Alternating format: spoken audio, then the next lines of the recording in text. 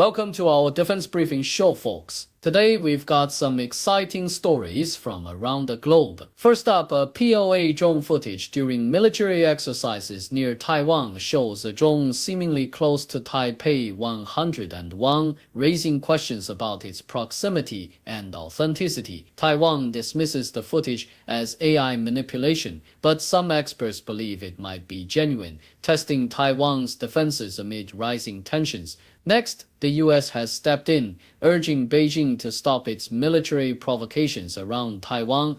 They criticized China's recent drills and emphasized the importance of dialogue and regional stability, even as they support Taiwan with an $11.1 billion arms package. The region remains tense, but diplomatic efforts continue. Finally, archaeologists have uncovered some enormous Roman shoes at the Magna Roman Fort in Northumberland. These giant footwear pieces, some over 30 centimeters long, suggest tall Roman soldiers or perhaps specialized units. The mystery of why these large shoes were made keeps researchers guessing, but there's sure to be a fascinating exhibit soon. Please continue to watch for the full story. South China Morning Post reports a provocative incident during China's recent military exercises around Taiwan, where a PLA drone, seemingly capturing footage near Taipei's iconic Taipei 101 skyscraper, has sparked intense debate. The drone footage released by the PLA shows an aircraft flying close to the city, with some estimates placing the drone within Taiwan's 24 nautical mile contiguous zone, possibly even breaching the 12 nautical mile limit. While Taiwan's defense officials dismissed the footage as digital manipulation or AI generated, some experts believe the imagery is authentic, indicating that the PLA is testing Taiwan's defenses with a drone capable of circling the island and targeting strategic infrastructure.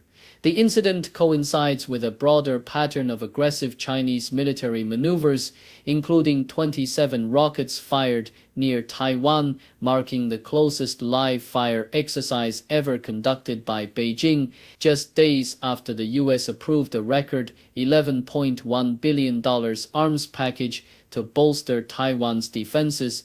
This sequence of events underscores Beijing's strategic push to challenge Taiwan's airspace and signals a potential escalation in Beijing's efforts to reunify Taiwan by force. Amidst ongoing international concern about regional stability, the South China Morning Post also highlights the U.S. government's response to China's military demonstrations, condemning Beijing's actions as unnecessary provocations that heighten regional tensions. U.S. officials, including State Department spokesperson Tommy Pigott, called on China to exercise restraint and cease its military pressure, emphasizing support for peace and stability in the Taiwan Strait. The U.S. has reiterated its commitment to Taiwan's security, supporting the recent substantial arms sale, which includes advanced missile systems and other asymmetric weapons designed to deter larger adversaries. These military exercises by China, involving extensive naval, air, and missile forces, are perceived by U.S. policymakers as deliberate escalations aimed at intimidating Taiwan and reshaping regional order through coercion. The U.S. Congress's protests, along with the Department of State's statements, reflect a unified stance against Beijing's attempts to assert dominance, warning that such provocative tactics threaten to undermine peace and stability across the Indo-Pacific, especially as diplomatic efforts for dialogue remain elusive amidst rising tensions.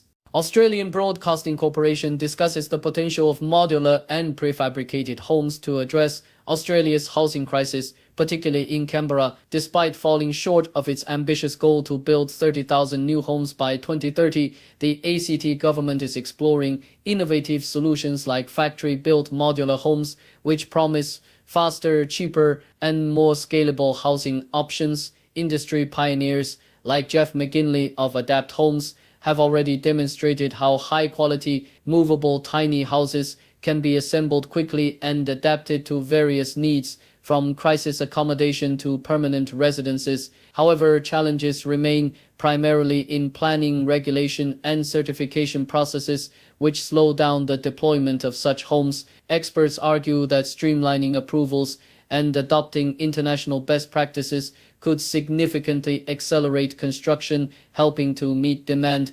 The government is also considering using prefabricated homes for public housing projects, with officials advocating for a shift in mindset and regulatory overhaul to facilitate mass production. Despite industry skepticism and bureaucratic hurdles, officials remain optimistic that innovative building methods combined with policy reforms can play a vital role in tackling Australia's housing shortage and providing more affordable options for diverse communities.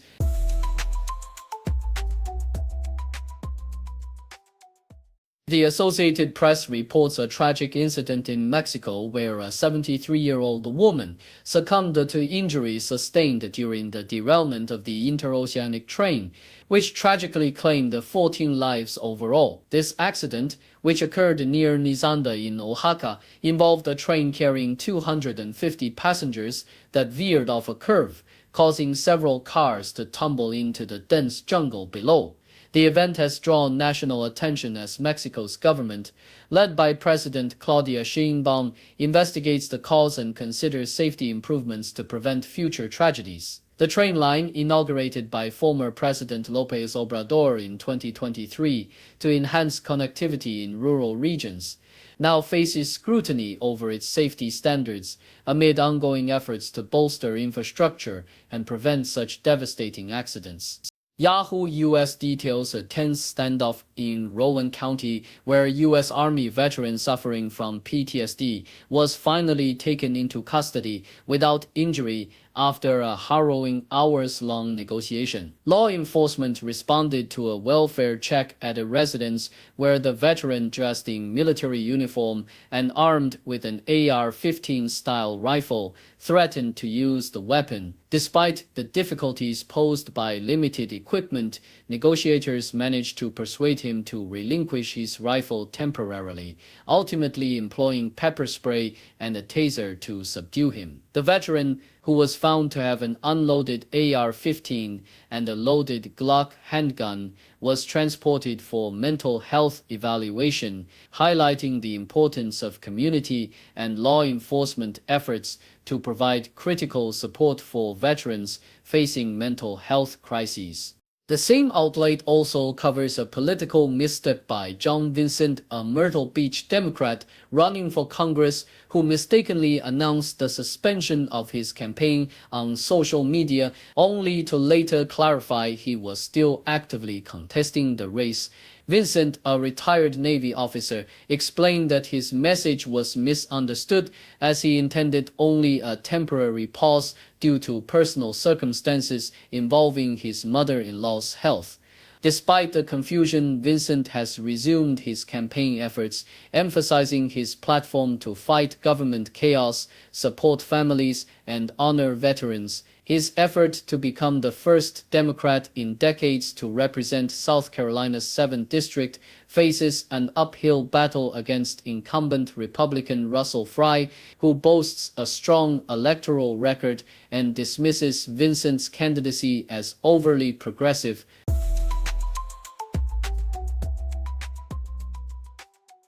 The South China Morning Post vividly captures the tense yet cautiously managed relationship between China and the U.S. as they navigate the delicate issue of Taiwan. Beijing's recent military drills, conducted as a stern warning against external interference following Washington's record arms sale to Taiwan, exemplify the high-stakes brinkmanship that characterizes their interactions. Despite these provocative displays, both nations appear committed to maintaining diplomatic stability, with analysts suggesting that future high-level visits, including Trump's planned trip to Beijing and Xi's reciprocal U.S. visit, are likely to proceed amidst a backdrop of strategic ambiguity and mutual interests in avoiding major conflict. The article highlights that although tensions flare periodically, often sparked by arms deals and military exercises, both sides recognize the importance of engagement,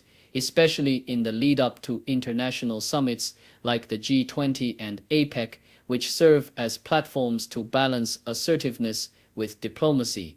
In a separate but related narrative, the South China Morning Post details China's assertive diplomatic stance during Wang Yi's recent calls with South Korea's foreign minister, where Beijing reasserted its unwavering position on Taiwan and took veiled jabs at Japan's militarism. Wang Yi's invocation of Japan's colonial past and warnings about Japan's recent military rhetoric underscore China's broader strategy to rally regional support and deter perceived threats from Tokyo. Meanwhile, South Korea's leadership, striving to balance relations with both China and the US, maintains a stance of cautious neutrality, emphasizing peace and stability in cross-strait relations while preparing for high-level diplomatic visits. As China seeks to forge a new regional consensus on Taiwan, it also emphasizes the importance of international backing, with Xi Jinping's remarks framing reunification as an unstoppable tide, further complicating the regional security landscape.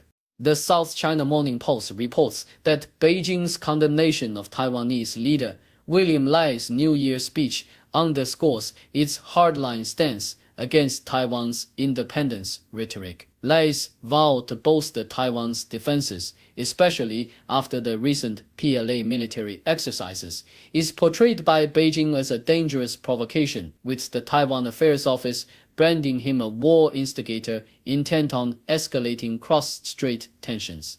Despite global recognition that most countries, including the US, do not officially recognize Taiwan as an independent state, Washington's commitment to supplying arms and defending Taiwan's sovereignty remains a critical point of friction. Lai's plans to significantly increase defense spending reflect Taiwan's resolve to resist Beijing's pressure, even as China continues to portray reunification as an inevitable and unstoppable goal. The escalating military activities and political rhetoric depict a high-stakes game where Taiwan's security and regional stability hang in the balance, with Beijing's narrative framing the island's independence efforts as a threat to national unity and regional peace.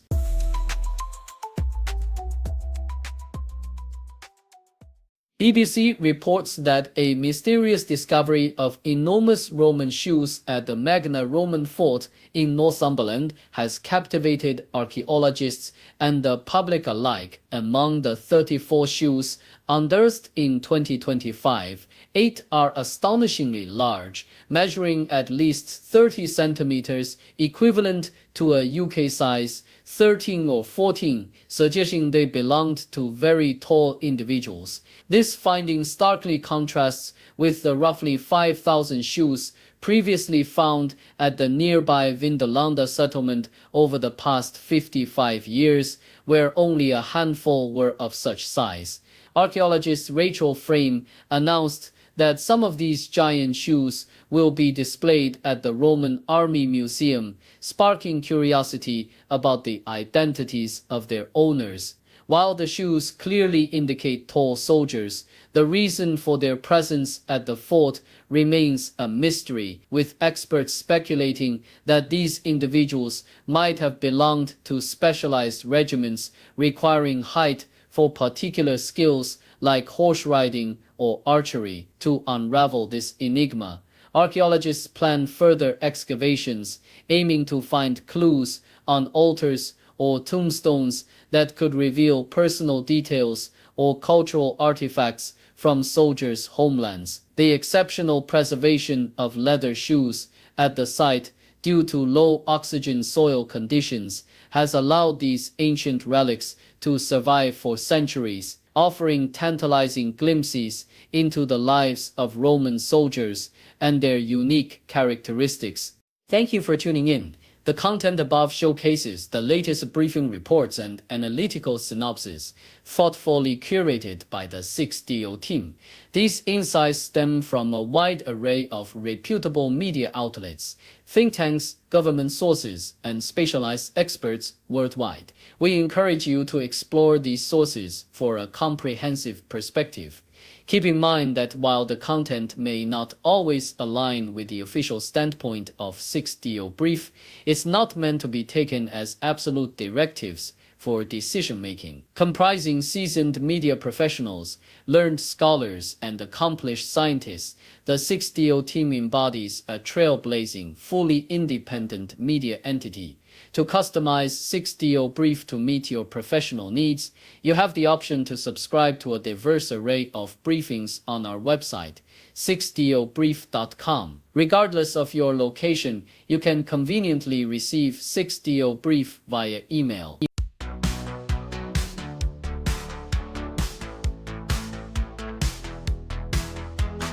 Morning coffee, fresh off the press, reading headlines, feeling blessed. World keeps turning, stories unfold. Every moment news gets told. Flipping channels, clicking tabs, feeding my mind's hunger grabs. Facts and figures, images bright. News keeps rolling day and night.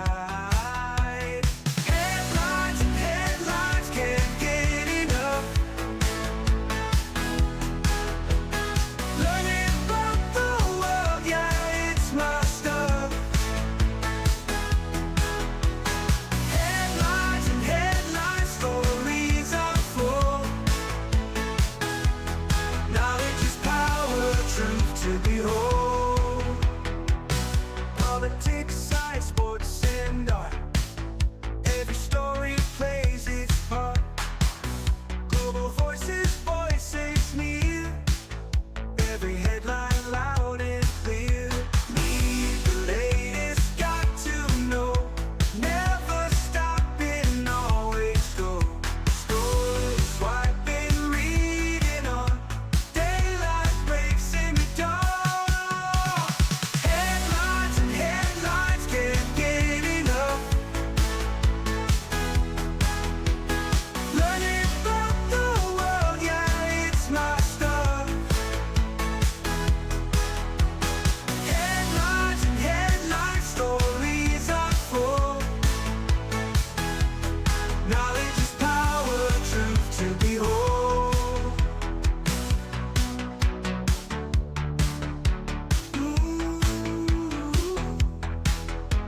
Need the latest, got to know. Never stopping, always go. Scrolling, swiping, reading on. Daylight breaks in the dark. Headlines and headlines, can't get